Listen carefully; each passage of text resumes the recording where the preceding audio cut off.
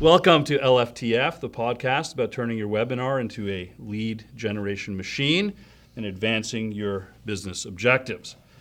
With me as usual, Matthew Lay, the president of the Streaming Network. Welcome. Thanks for having me, Pete. And is that yet another tagline that you've added to our... I think this is the one we're going to stick with. Okay, this is the one. This is one. You've said that for like 30 podcasts in a row, but okay. All right. You can hold me to that.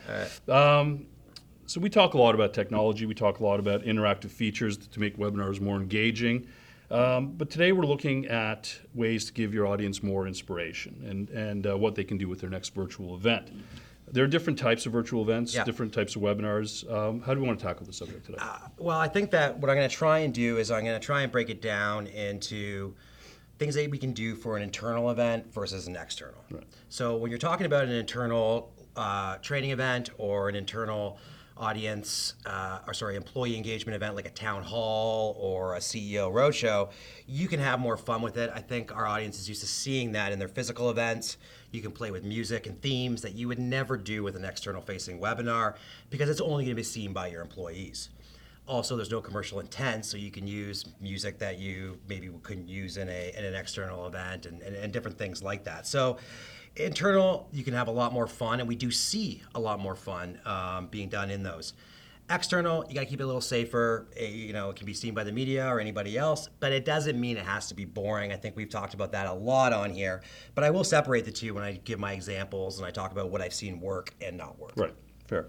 And those two audiences come for different reasons as well, right? Yeah, and that's important. I mean, on the webinar, you are promoting this to an audience who doesn't have to be there. Whatever you've done in your promotion, whether it's you've picked a topic that they really like or you've done a great job in your past webinars, they're coming to see it because they want to. The internal audience, on the other hand, have to go. It's mandatory training. It's the CEO's talking and it's an all-hands meeting. It's mandatory, everyone be there. And so when it comes to that, you have a very different mentality going in, is that everyone's going in with a negative idea. I have to do this silly thing. I want to get my work done. I was going to leave early. It's Friday before the long weekend. I want to get out there and enjoy the sunshine, but I got to listen to my CEO talk. Right.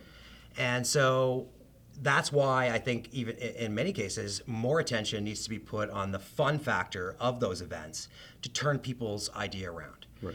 A great event producer that I was doing work with at one point in time named Tim Ferguson. He was, I'm not sure where he is now, but I think he's in Europe, but he was running audience here in Toronto for a while, said that the goal of any internal event, especially like a sales kickoff, should be that the event is so good that the audience would actually pay money to come next time. Right.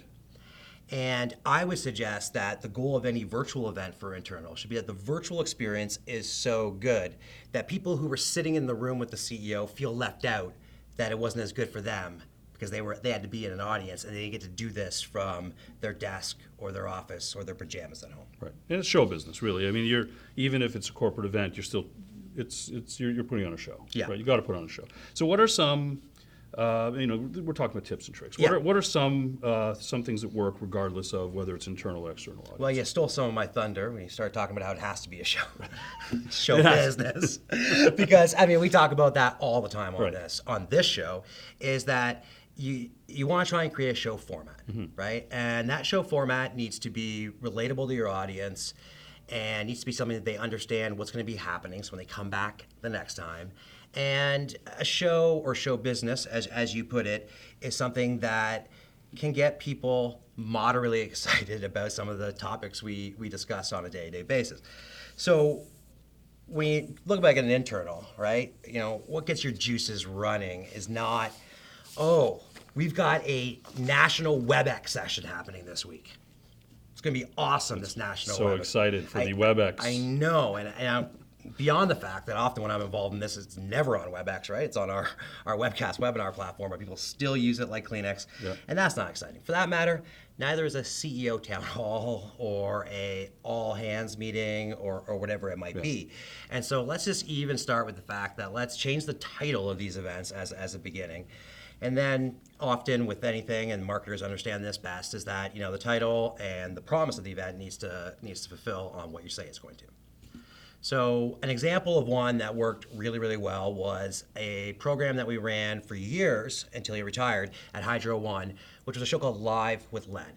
So Len McMillan ran the staff that was out in the field for Hydro One. And they were the folks that back before smart meters, they would go and they would read your meter and do the report for your bill.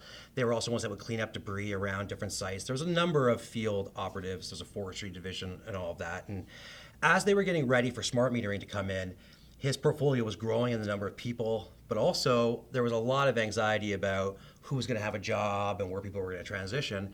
And he was getting so many questions, and he couldn't be out in the field as much because he had to be in boardrooms discussing the future of the organization. So he simply could not answer these questions, and people were trying to get access to him. So they created a program, we called it Live with Len, where he sat in a chair, he gave very few prepared remarks, and then he just answered questions. And me, the virtual event expert, even though this was like 10 years ago and I was just getting started, I said, bad idea. People don't like asking questions on virtual events. And I mean, if we're honest, you're gonna get questions that you're probably not gonna wanna answer. And in the 5 minutes that I got to meet with Len, I realized that this was gonna be different because he walked in the room and he said, I don't care. I'll answer any question. I'm not gonna take any bullshit. And I need to get these guys these answers because they're worried about their families, they're worried about their jobs. And so he sat in a chair, said three or four things, and the questions flew in. And he answered everything in a very authentic way, like he said he would, even saying, I'm not going to answer that question because I can't. You're asking it, you keep asking it, and I can't let you know that until we know as a company. But as soon as I do, I'm going to let you know. And it's the only program I ever did that was exactly like that. It probably would not have worked with the CEO of Hydro One at the time. It worked with Len. It may not be something that would work even today with the way things can leak and get out, but it worked, and it's the only show I ever did where I could walk around and someone would say, yeah, I work for Hydro One, or it was a summer job with Hydro One, and I could say, you remember Live with Len? And they said, yeah, I love that show. I produced that show. So it was a show that, really, really worked. Right. And the lesson there really is build it around what you've got, right? Play to your strengths. Exactly. You've got Len, but most companies don't have a Len.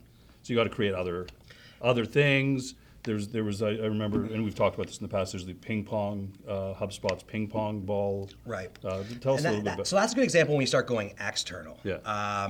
And that was a group that was already having fun. Kind of like we started by having fun when we were in your basement set. Yeah. And then since then we've done the fireplace, we've done the one in the bar. Like we've done this, and what we're trying to do is just have fun with it because Change it up. Yeah, because we can, right? Yeah. We got a studio, we got all these guys that we do. So We have a large bongo drum here today. Yes. We're going to play later on for you. Yes, this is not our new set. This is a set that was used yesterday for somebody else, and we decided, heck, let's just take it. It looks kind of sophisticated, more sophisticated than the two of us. So we thought we would take It's going to outshine us. Yeah. But what was I saying?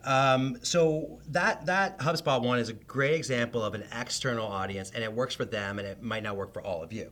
So it was an external facing event, and they were already, HubSpot's a fun, hip, cool group, and the speakers they have on are a lot of them are external thought leaders, and they're of a modern marketing, that whole scene. And so they were already having fun on their webinars, and they just went to amp it up. So they did a program, we've talked about it on the show, where they analyze people's websites live and really tear apart websites that have bad inbound strategies in play. And they would do 10 minutes per website, but they would not give the experts a clock. They were just going and trying to get to the end of the 10 minutes, and when the 10 minutes ended, boom, they got hit with a ping pong ball.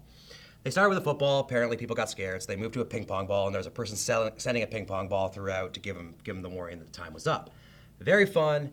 People loved it. Great, successful program, and it worked for that brand. Right. And it keeps things tight, which is also important, right? You Yeah. don't want people going, if you go over, right? Yeah, it had multiple strategies employed in it that worked really well. Yeah. There was no production value. It was just like a GoPro or a webcam maybe that was just down on a table and there's just a bunch of guys rapping. Now, compare that to a webinar that I think is still on our website because I was so proud of it for so long, called the Beat the Clock Challenge, where Demand Metric came in and they basically had a bunch of questions from their community. They had launched a community. I was the webinar expert in the community, and they had all these questions that had been put in about what to do, when to hold a webinar, what's the best time, why do you do this, when to do that. And me and John, as much as John and I, the CMO there, have worked together for a very long time, we haven't been on set as much as you and I have.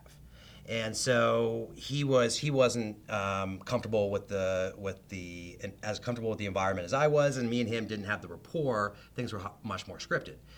But we wanted to do something fun. So we called it a beat the clock challenge. And literally, he gave me either 2 minutes or 45 seconds to give an answer.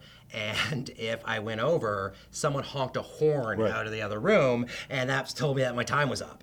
So it allowed us to stay in a wheelhouse that we were comfortable in. Made us laugh and get out of our comfort zone to a certain extent because this horn was awful.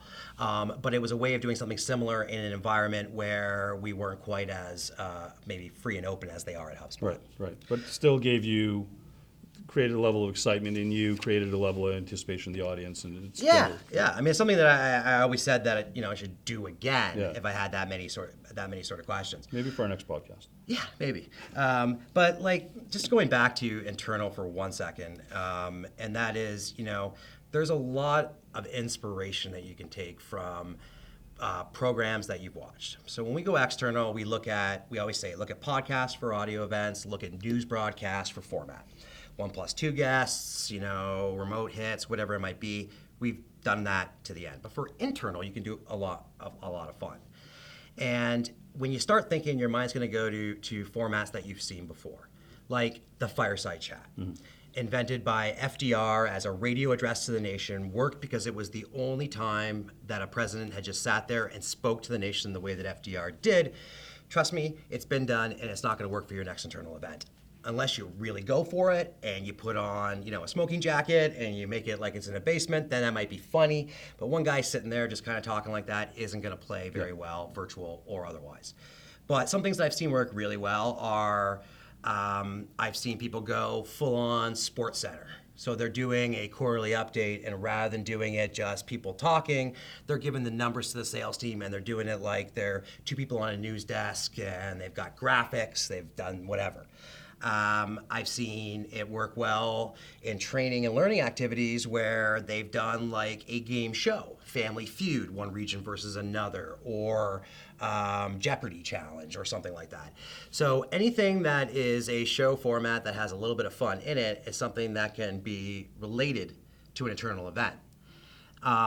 This is a great example of the use of the technology and something that people may not think about. So a lot of companies do some amazing things that we don't know, right? Like Walmart had a challenge for university students where they had to come up with a green-friendly business idea that would help retail become more green. And they did it like a competition. And they would come up, and it was like Dragon's Den. They would make a pitch, and they had the chief environmental responsibility officer, or chief, I think that's not the name of it, but you get what I'm talking about, and a few other sort of experts in the field sit on it. Well, these kids came up and they did their 15-minute pitches or 10-minute pitches and got questions asked of them. Well, Walmart's a big bad company, killing small retail. Now they're getting killed by Amazon. By the time, not a lot of people knew that they were doing these great things, right? And so by doing it virtually as well, they didn't let the virtual audience, they could vote, but their votes didn't count. It was the panel that counted. Right. But they got to go out to all of the universities and all of that to realize that Walmart was caring about creating a more sustainable future. It was chief sustainability officer was her role. Right.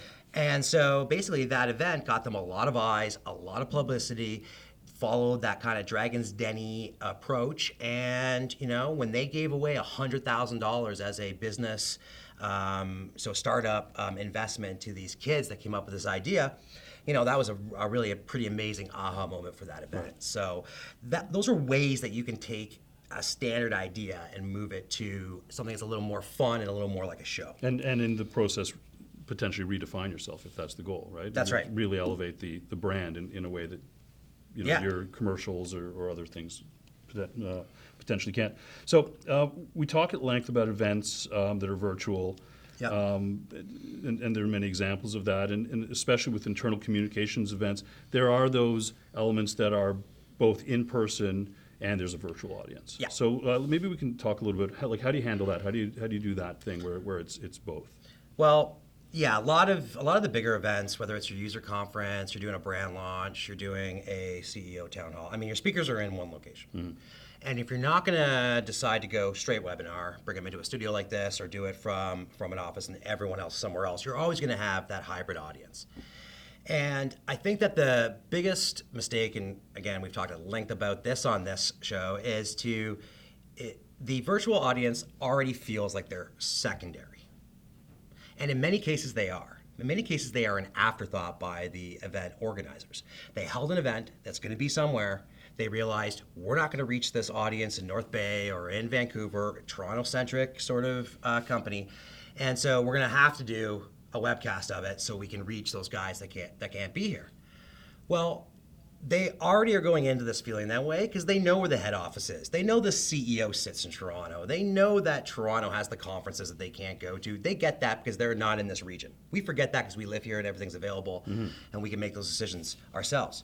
So you really want to figure out a way of having this event feel like they're not only are they not an afterthought, that it's better for them than it is for the people in the room. And so a great example of this for marketers is the AdvoCamp event. And at AdvoCamp, they basically had an in-person audience that was here in Toronto, which was a small fraction of everyone who could attend. And those people got access to a trade show floor, a bunch of the executives shake hands and talk, and one track in a main room. Whereas the virtual audience got access to that main track in the main room, 3 additional tracks that were done over virtual webinars, pre-recorded, simulated live, or on demand, or whatever it might be.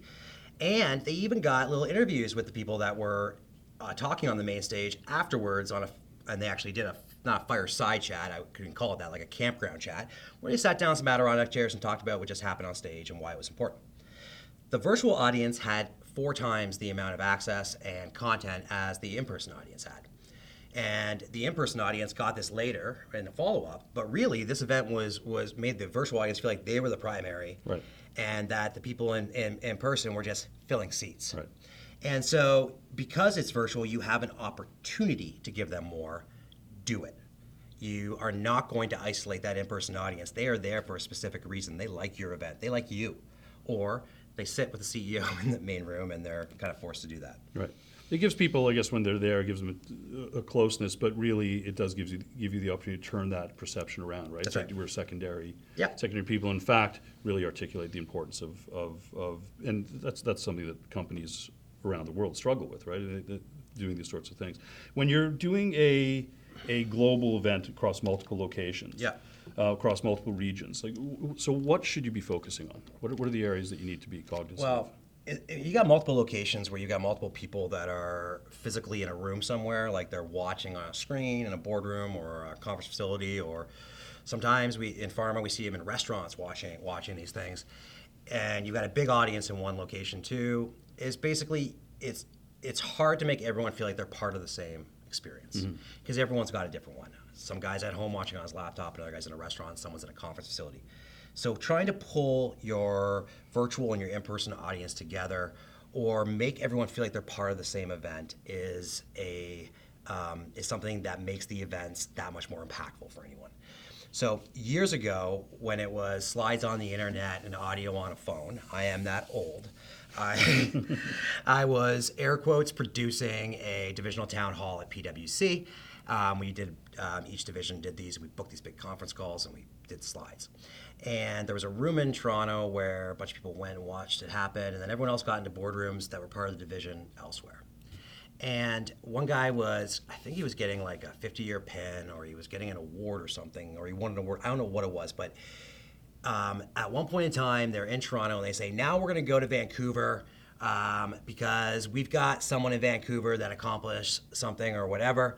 And in Vancouver, they pressed unmute on the phone, and at that same time, unbeknownst to them, the CEO was in Vancouver for other meetings. He walked in and presented this guy with an award. Oh, great. Yeah, it was great. And no one knew what was going on because it wasn't like this guy was talking. It's the speakerphone was open and there was, oh my God, and then there was applause and there was all of this stuff. And even though we couldn't see it, which is lot easier to do now. Yeah. Back then, that was just mind-blowing, right? Video on the internet. We couldn't see it. There was that excitement and that whatever, and then they put his picture up on the slide, and there was all kinds of, a lot came along with that. So that's years ago. But that idea of mixing what's going on at all these locations and letting people kind of feel like it's one day only and they're all in it together is very important for these virtual events. And I'll give you an example now of an external brand launch. It was for a pharmaceutical company where we really, they bought in, right? It was an RFP, and we won the RFP, I think, because we knew this part of it, and they bought into it. And they ended up going with two strategies. One was they had viewing parties across the country, They had viewing sessions, they weren't supposed to be parties, across the country in different conference rooms and that sort of thing. And they had a facilitator in each room, so like a doctor, advocate in the room. And they did a bunch of presentations in the main room, Mississauga. And at one point, they decided that they wanted to show that this was a national event, so they wanted to bring everybody in over video. And the execution there was expensive at the time. They were risk adverse, so they didn't want to use Skype. This was years ago, so there was concerns about, stuff we can do now is even easier than it was 3 years ago. So, but the stability of the feed and stability of feed, even just the fear of that type of Skype. Like, Microsoft owns it now. It was not owned by anyone then, right?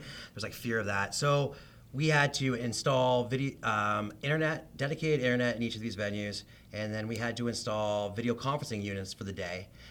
And we didn't get access to the venues until the morning of the event, so we were pulling our hair out, testing and whatever, just trying to get this. And what turned into basically a wave of a guy at a podium and introducing his name and how great it is to be a part of the event, and that was it. Right.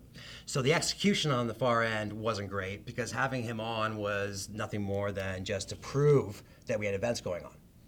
But on the same event, we did we wanted to get the audience engaging, so we did a thing where we used a product called Scribble Live, which is a Toronto-based technology company that we had worked with a bunch in the past, and we did a closed, almost like a social media feed, where we allowed everyone in the room to go to a link, log in, they were approved, and then they were able to post photos, comments, and all of that, and the people that were online were able to do the same thing.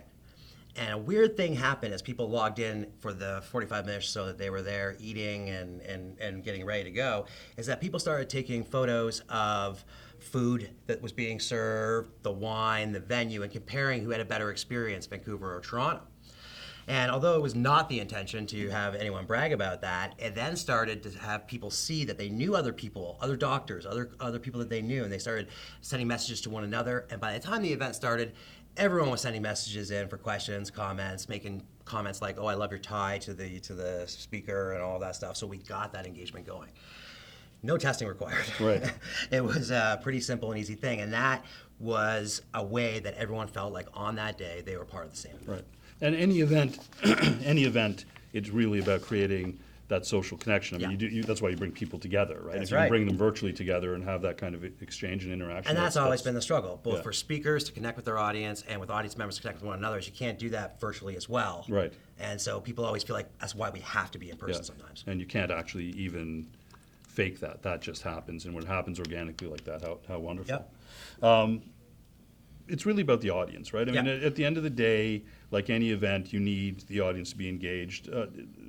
Let's talk a little bit about that. Yeah, so I mean, we focus so much on the stage so often, what we are going to say and how we are going to say it, how we look, what it is that we're going to do, that we can at times forget about the audience. Most good internal communications folks or marketers are trying to always think about what the audience is looking for, but from a show, a lot of times people sort of forget that, right? So from a simple idea of what's in it for them when you're doing a virtual is we did a program many years ago for Eli Lilly that they were forced to cut budget and do a national WebEx session for a leadership day that used to be in person, used to be at a hotel, used to have a lot of fun, booze, and all that going along with it. And there was a fear that everyone sitting on WebEx for a day was going to be not a very good experience. and we were, fairly early in our career, but I knew enough to say, yeah, that's going to be a terrible experience. And you can't go from that to that. There's nothing similar. So we did a 3 to 4 hour broadcast on National Leadership Day. There was a bunch that went along with it. It was video. We did, I think, a CNN, Larry King set for fun, and we had some pre-recorded sessions. But we basically tried to chop it up, and we followed the methodology that people don't like seeing anything for longer than 20 minutes. We chopped it up into segments, had some games and stuff. But one of the things that we did was we promoted it like, you get to stay home in your pajamas. Meaning that even the folks that were in Toronto that could have been at this event, they stayed home. Right. They didn't come in. And we asked people to send us pics, and at the time it was just over email, of them in their pajamas, because we're going to have a pajama contest, who had the best sort of setup and the best pajama thing. So what worked there is the feedback was, we didn't have to leave our friends and family. We got as much value out of 4 hours as we get out of a day, or 3 to 4 hours as we get out of a day, because it was more jam-packed and we were able to do it. We were able to focus more, and there was a lot more takeaways for us. So that became how they did that event. It started with a budget concern, and now it became this value to them. Right. And so thinking about them that way is very important. Another suggestion or idea about the audience is bringing your audience in the content. And I've seen this done both internal and external. I had a company that was doing a brand launch for a product, and they really need their sales reps on board. They were a retail activation, I think it was tobacco actually. And what we did is, when they were going through this new product offering, they brought in sales reps from across the country, sat them in a room, and talked them through the idea, why they were doing it, what they thought, and got their feedback. That was recorded. And when that was recorded, it was the tidbits that came from the sales reps was used in the virtual event that was promoting that brand launch 3 months later to the sales reps. Right. So this idea that, my contemporary, this guy I know is a sales leader, thinks this is a good idea. I think it's a good idea, helping them get on board. Right. And I then saw it happen through a lot of people out here will do customer advocacy events, or they'll bring in customers and talk to them about the product roadmap and get their feedback, is recording that and getting snippets from customers who the prospects really find respective or whatever it might be, and using their words, and then showing in our product release, we have this product. It came from you, our customers, our prospects. And so that's putting the audience into the event. Right. So that might seem to a lot of you like, oh my God, that's 3 months in advance. That's a lot of work. Risky and a lot of stuff. Yeah. Well, the good thing about it is you record. You don't do it live. You record it, and then you pull out the snippets, and there's a lot that goes along with it. But it can be also as simple as another company that we know started to pull employees in to be the MC of their event. They weren't the host. They weren't doing as much as you're doing here, but they would get up and announce the next segment and do whatever. And they were like a frontline junior staff member that was asked to do this, just pulling this idea that there's more interaction or involvement. I was talking to our events lead this morning, Brian Squire, and I didn't even know this, but apparently at Magna International, at their AGM, they do an innovation segment, and they don't have the VPs of the departments present what they're doing from an innovation. They have an engineer or a frontline person do it too, bringing those people to the forefront, getting people, internal, external, more excited about what's going on at the company. So getting your audience involved beyond Q&A is a valuable idea. Right. I mean, I think it's great too, because it really does create, potentially rising stars within the company. Yeah. Right? People are throwing ideas around. All of a sudden, you just go, or this person's really comfortable in the camera. We should maybe feature that person a little bit. Well, more. I know we always say it's the VP giving the thing, or me, or you, or whoever it is. But in the end, often we know this from popular culture. Like with Ronald Reagan, it wasn't as much the message as it was the delivery. Mm-hmm. And if you can get someone you're shocked by, but this person is great at delivering a message that has not landed when it was given by even the most senior leader in the company. Yeah. That's a better delivery of that message, right? For sure. More and more, this stuff is being done on video. Yeah. It's hard to underestimate you want to do something on video. You just set up in your boardroom. You shoot the thing. Like, that's not the way to do it, right? Location is the thing, right? Yeah. You got to really be thinking, if you're going to be doing video, where you're. And this is way too big of a subject to just handle here. We've talked about it, and you're right. Do not turn your boardroom into a studio. It will not look good. Just like we will not turn this into a meeting room.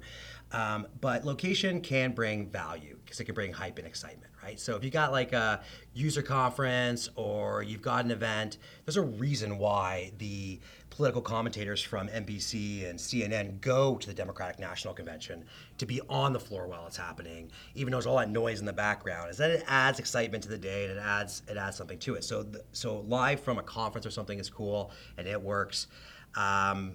Another manufacturer that we know, and actually Hydro did, a bunch of people have done it since, is they would take the show on the road. So they wouldn't always do it from the head office in Toronto or wherever it is.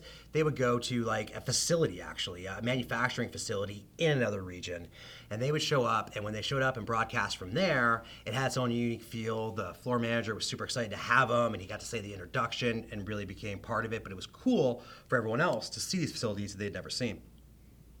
One time we were doing one for a CIO or Chief Investment Officer of a financial services firm, I think it was Maurer, and he happened to be in China or Dubai or somewhere like that.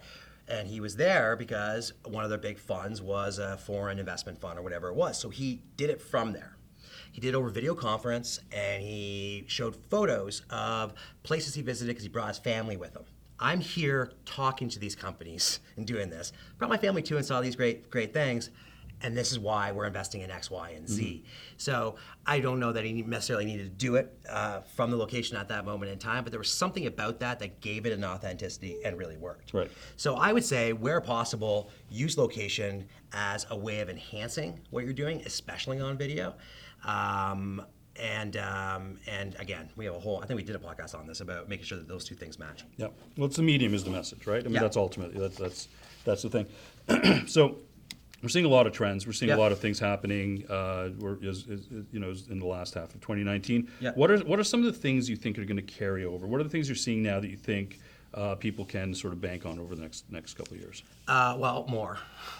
That's it. I mean, there's just going to be more. There's an appetite in all aspects, whether it be external and marketing communications, to have more segmented media that speaks to specifically to, or personalization, speaking specifically to a buyer or a user. There's going to be more video. We have an entire generation that are moving into management positions who are so comfortable with video through phone and social media. There's going to be more and more of that, and a lot of organizations have been underinvested in video for a very long time, so there's going to be more video everywhere we go. I think there's going to be more fun. I think we've left the world behind where big brands need to do everything very stuffy and very regimented, and that they're going to be willing to, in some ways, have a little bit more fun and make some mistakes and play with concepts to reach people. And specifically for virtual events and things like we talked about today, the multi-location, multi-presenter, it's gotten so much more easy to bring in somebody from a phone walking down the street to an office. Even 5 years ago, we were still, I'm not gonna say struggling, but there was still, a lot of hiccups. And so I think that what we're gonna see, and technology is finally, I guess, caught up in networks, it's gonna allow us to really have these large events from multiple locations that really include people from everywhere participating, not simply sitting on the other end and watching and listening. Right. So ultimately, the humanization and the democratization of this sort of content, like we're seeing it with across all these other platforms. Yeah, exactly. The ability for everybody to participate. That's great. All right. I think we're done. I think we've covered this subject very, very well. We are coming back with a podcast, and our subject will be digging into not-for-profits and how associations can use webinars and virtual events. Until then, my name is Peter Vamus. Matthew Lay. Thanks, Peter. Thank you very much, and we'll see you again.